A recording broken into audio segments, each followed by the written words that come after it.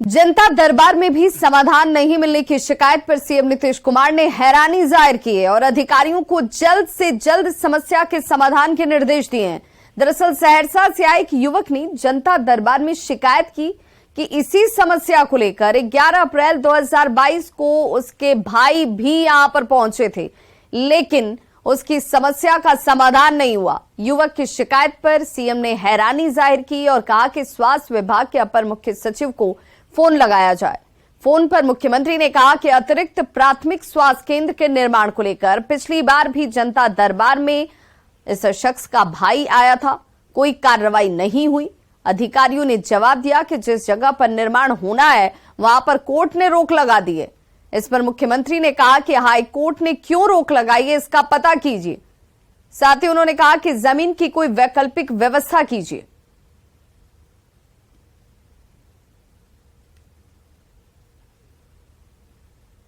आए थे 22 में भी आए थे, कहे थे 11 अप्रैल 2022 को मेरे बड़े भाई इस मामले को लेकर यहाँ आ चुके हैं सर, लेकिन उसका कोई सुनवाई नहीं हुआ। उसके बाद नहीं हुआ।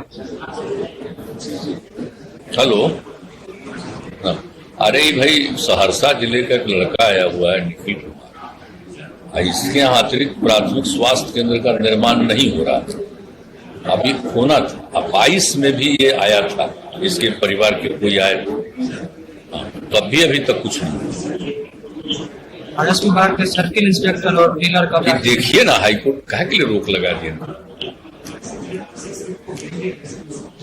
समझा दीजिए तो, और देख न लीजिए, अगल बगल कुछ और करके करा दीजिए।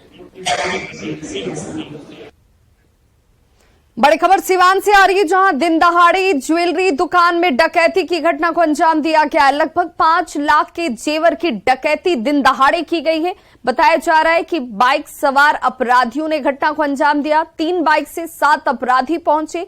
डकैती के बाद हथियार लहराते हुए यहां से फरार हो चुके हैं। ये एमएच नगर हसनपुरा के उसरी बाजार में वारदात देने के बाद डकैत यहां से फरार हैं। तो दिन दहाड़े इस घटना के बाद एक बार फिर से कानून व्यवस्था ही सवालों के घेरे में कि आखिर चोरों को, लुटेरों को, डकैतों को दिन के उजाले में भी कानून का जरा भी खौफ या डर नहीं है।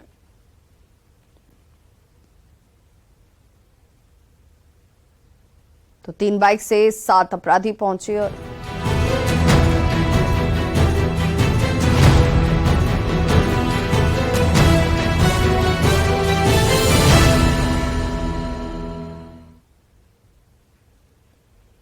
दरभंगा एम्स पर सियासी घमासान खत्म होने का नाम ही नहीं ले रहा। हर रोज नेताओं की तरफ से नए नए बयान आ जाते हैं। इससे जनता को यह लग रहा है कि एम्स का निर्माण अब सियासी अधर में लटक चुका है। दरभंगा एम्स पर हो रही सियासत के बीच इलाके की जनता ये सवाल पूछ रही है कि केंद्र और राज्य की सरकारें ये बताएं कि दरभंगा में अब एम्स बनेगा या नहीं बनेगा।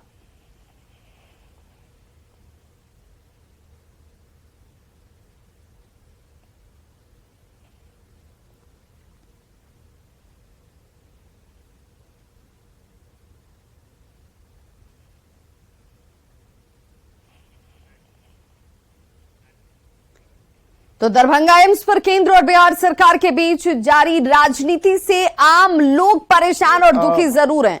लोगों को अब ये डर सता रहा है कि सियासत की वजह से कहीं एम्स दूसरे जिले में ना चला जाए। देखिए, भारतीय जनता पार्टी के नेताओं के पुराने बयान आप उठाइए तो आपको ये पता चलेगा कि पूरी भाजपा डे 1 से दरभंगा एम्स के खिलाफ खड़ी थी। तो जब पूरी बिहार भाजपा ही नहीं चाहती है कि दरभंगा में एम्स बने, तो इन भाजपाइयों को जो सरदार है दिल्ली में बैठे मोदी जी, वो कैसे चाहेंगे कि वो एम्स बने। ये लोग हर हाल में चाहते हैं कि दरभंगा एम्स में अड़ंगा लगे और हम लोग हर हाल में चाहते हैं कि दरभंगा में एम्स बने। बिहार की सरकार ने दरभंगा एम्स के निर्माण के लिए 151 एकड़ भूमि की व्यवस्था की। केंद्र की सरकार ने उसे लोलैंड बताया। बिहार सरकार ने अपने खर्च पर 300 करोड़ का प्रावधान किया ताकि मिट्टी की भराई हो सके। उसके बावजूद केंद्र की सरकार का नकारात्मक रवैया दर्शाता है कि ये नहीं चाहते हैं कि दरभंगा में एम्स खुले। हद तो तब हो गई जब प्रधानमंत्री जी ने खुले मन से कहा कि दरभंगा में एम्स शुरू हो चुका है। ऐसा झूठ बोलने के लिए हिम्मत चाहिए। केंद्र सरकार बिहार में सामाजिक उत्थान और विकास हेतु 100% गंभीर है। इसी के मद्देनजर एम्स दरभंगा में निर्माण हेतु त्वरित रूप से राशि का आवंटन किया गया था। ये तो बिहार सरकार की ढुलमुल नीतियों का नतीजा है कि ये प्रोजेक्ट में विलंब हो रहा है। मैं बिहार सरकार से निवेदन करना चाहूंगा कि अपनी नीतियों में तत्परता लाए ताकि बिहार को एक और एम्स की सौगात मिल सके। नीतीश कुमार जी और उप मुख्यमंत्री श्री तेजस्वी प्रसाद यादव जी, ये बताइए कि बिहार में दूसरा एम्स बनेगा कि नहीं, कि चुनाव के बलिवेदी पर चढ़ा देंगे?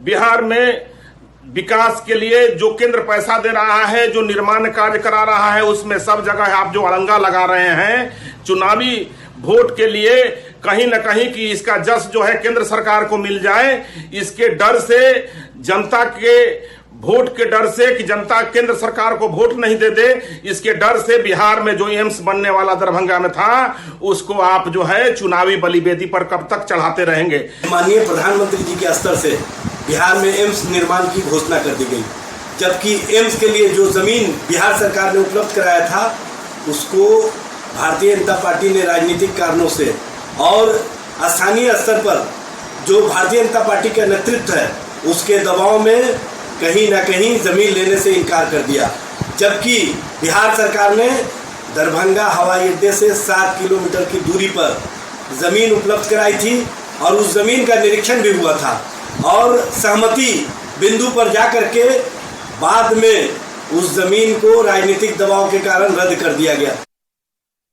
और उन्होंने दरभंगा एम्स के बारे में जिक्र किया कि उन्होंने खुलवाने का काम किया है दरभंगा एम्स। ये सरासर झूठ है और हम तो प्रधानमंत्री जी से आग्रह करते हैं कि कम से कम जानकारी ले करके कोई चीज बात क्या करें। आप इस देश के प्रधानमंत्री हैं और आपको झूठ जो है बोलना ये शोभा जो है नहीं देता है।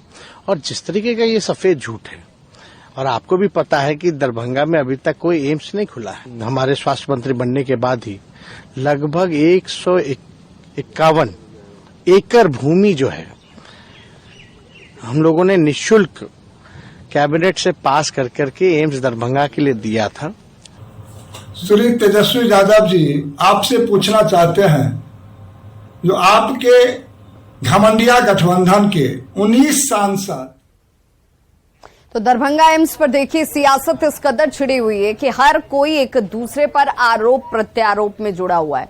अब ये समझना जरूरी है कि दरभंगा एम्स का ये पूरा मामला आखिर क्या है, और इसे समझने के लिए सीधे आपको लिए चलते हैं न्यूज रूम, जहां से हमारे सहयोगी राहुल हमारे साथ जुड़े हुए। राहुल, जरा बताइए हमारे दर्शकों को कि दरभंगा एम्स का ये पूरा मामला आखिर है क्या? देखिए, बिल्कुल आपको समझाते हैं कि दरभंगा एम्स का पूरा मामला आखिर है क्या। मोदी सरकार ने 19 सितंबर 2020 को दरभंगा एम्स की अनुमति दी। 2015-16 के बजट भाषण में दरभंगा एम्स की घोषणा हुई। 1265 करोड़ की लागत से 48 महीने में निर्माण का लक्ष्य रखा गया। बिहार सरकार ने 200 एकड़ जमीन पर एम्स बनाने का प्रस्ताव भेजा। 2020 में केंद्रीय कैबिनेट ने 1264 करोड़ रुपए की स्वीकृति दी। डीएमसीएच परिसर में एम्स के लिए 200 एकड़ जमीन को स्वीकृति दी गई। सीएम नीतीश ने दरभंगा एम्स के लिए पीएम को धन्यवाद दिया था। 6 सितंबर 2022 को डीएमसीएच में 81 एकड़ जमीन एम्स को ट्रांसफर की गई। बाद में बिहार सरकार डीएमसीएच की जमीन देने से मुकर गई। 3 अप्रैल 2023 को शोभन बाईपास की जमीन का प्रस्ताव आया। शोभन बाईपास पर 151 एकड़ जमीन एम्स के लिए आवंटित किया गया। जमीन भराई के लिए 300 करोड़ रुपए आवंटित किए गए। स्वास्थ्य मंत्रालय की 7 सदस्यीय टीम ने स्थल का निरीक्षण किया, लेकिन कमेटी ने नए स्थल को एम्स के निर्माण के लायक नहीं समझा। शोभन बाईपास के एरिया में एम्स का निर्माण संभव नहीं होने की बात कही गई। बिहार सरकार से एम्स के लिए नए जमीन की मांग की गई। और अब समझते हैं कि केंद्र और राज्य सरकार आखिर आमने सामने क्यों है, और जानिए उनके दावे क्या क्या हैं। केंद्र और राज्य सरकार के दरभंगा एम्स पर केंद्र और राज्य सरकार आमने सामने है। बीजेपी का कहना है कि बिहार सरकार एम्स के लिए जमीन नहीं दी है, जबकि राज्य सरकार का कहना है कि एम्स के लिए 151 एकड़ जमीन दी गई है।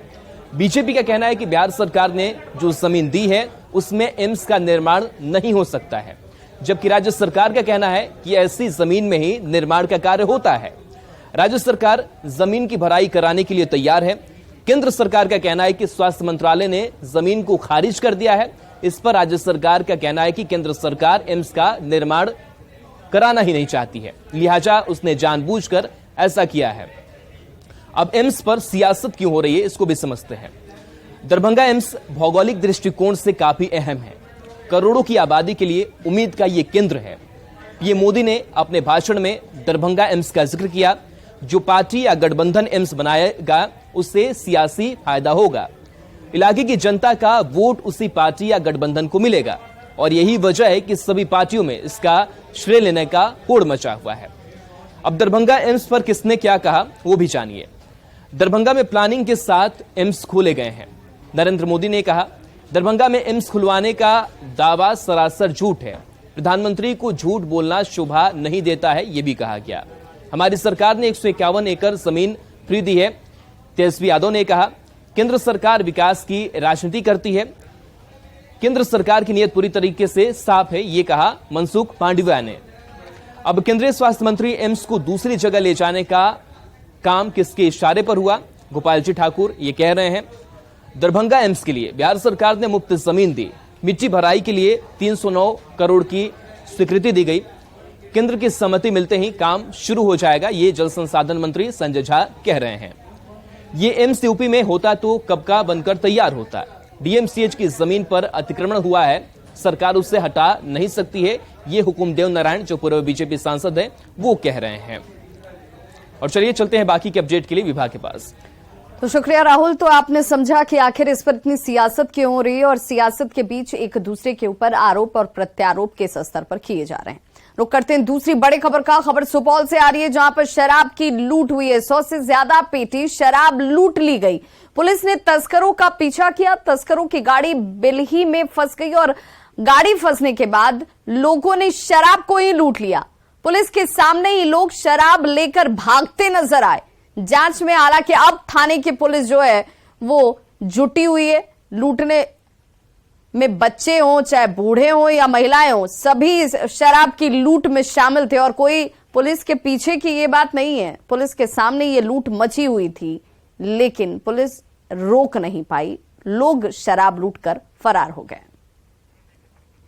अब जरा ये तस्वीर देख लीजिए। ये तस्वीर कलई खोल रही है। देखिए कैसे पूर्ण शराबबंदी है बिहार में। शराब की आवाजाही नहीं की जा सकती है और इसी दौरान पुलिस ने इस गाड़ी का पीछा किया था और शराब तस्कर भागने के फिराक में देखिए गाड़ी जो है ये दुर्घटनाग्रस्त हो जाती है। लेकिन अब ये वो लोग हैं जो शराब लूटने में लगे हुए हैं। ये कोई अपराधी नहीं है, ये कोई तस्कर नहीं है, लेकिन दुर्भाग्यपूर्ण तस्वीर ये कि इसमें बच्चे भी शामिल हैं, बुजुर्ग भी शामिल हैं, महिलाएं भी शामिल हैं। देखिए हद हो गई। इन तस्वीरों को देखकर आप समझ सकते हैं कि पूर्ण शराबबंदी वाले इस राज्य में शराब कैसे पहुंच भी रही है। डिमांड इसकी क्यों है? लोग इसे देखिए कुछ लोग चेहरे को छिपा कर लूट रहे हैं, कोई बेधड़क इसे लूट रहा है। परेशान और चिंतित करने वाली ये तस्वीरें हैं कि बिहार में शराब के लिए मारामारी देखिए करते ये लोग, ये आम पब्लिक है। बच्चों तक को इस काम में लगा दिया गया है। और देखिए रास्ते से गुजरने वाले लोग जिन्हें पता चल रहा है कि शराब की पेटियां इस गाड़ी में हैं, वो भी अपने वाहन को रोककर शराब उठाने में लगे हुए हैं। अब पुलिस कैसे इन एक एक लोगों को ढूंढेगी, फिर वहां से शराब निकालेगी, ये भी बड़ा सवाल। और जब कुछ हो रहा था ये सब कुछ, तब पुलिस भी वहां पर थी, ऐसा लोगों का कहना है।